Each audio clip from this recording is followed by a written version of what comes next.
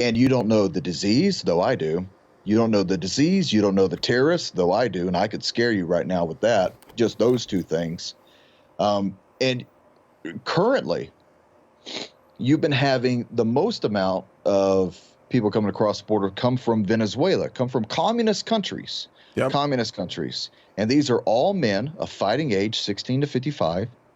You know, they're coming in large groups. We had 3 people in our custody that had this weird fungus-like growth on them that they had to continuously amputate anywhere this fungal growth was. And the moment it got into the blood system, you're dead. The moment it got into your bone marrow, you're dead. But all 3 people died in our custody, I think, within 24 hours. Whoa. What the heck? No idea.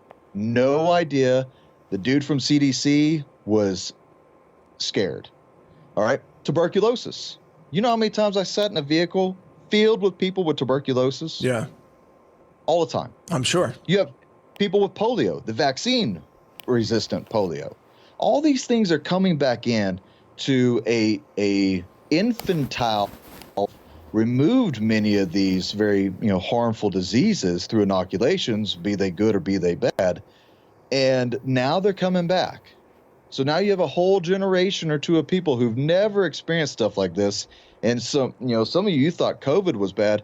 We had MERS, SARS, Marburg's disease, Ebola, the weird fungus stuff that came out of, I think it was the Colombian rainforest, and then, polio, tuberculosis, the plague. We had people with the plague. And they all sit there in these waiting areas in Mexico, and it's just this big petri dish that's just mixing itself together with the nastiest stuff you never know. Oh, and by the way, somewhere in here, this is where they're still around, the extremist jihadists are being inserted and then pushed forth into America.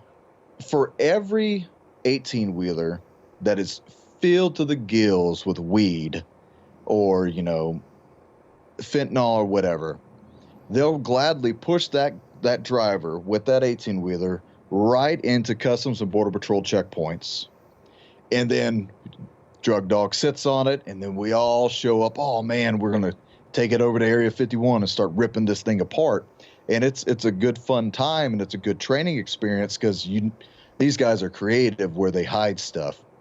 And while you're so fixated on that, you never saw the truck 20 miles away driving right past the border, and no one ever knew what was in it, the bodies that were in it.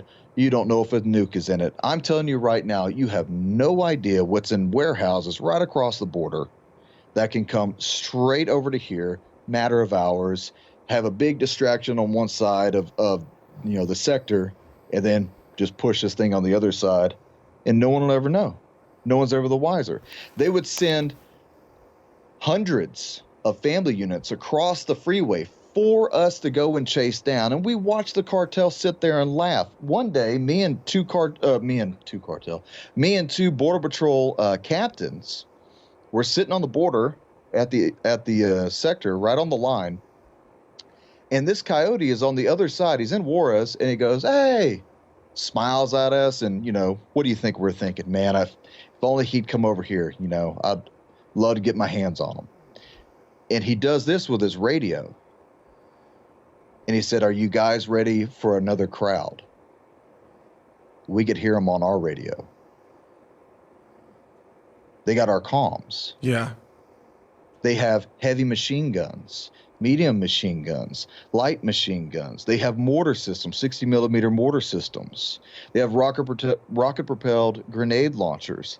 They have man-pads that can shoot down a plane or a jet or air, any type of aircraft, helicopter from 10 to 20,000 feet.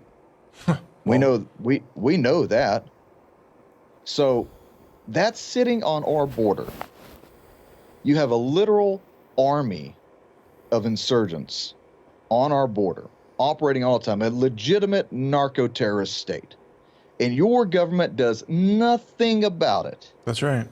But send $100 billion over to Ukraine to pick a war with a group of guys who keep telling us, and by the benevolence of God, we've not been nuked yet. But Putin keeps saying it.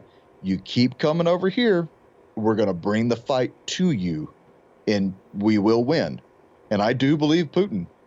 Yeah. I believe Putin more than I do Biden. I can tell you that. Well, I think the whole world agrees with you on that point. I mean, Biden has made America look just so embarrassingly weak and pathetic.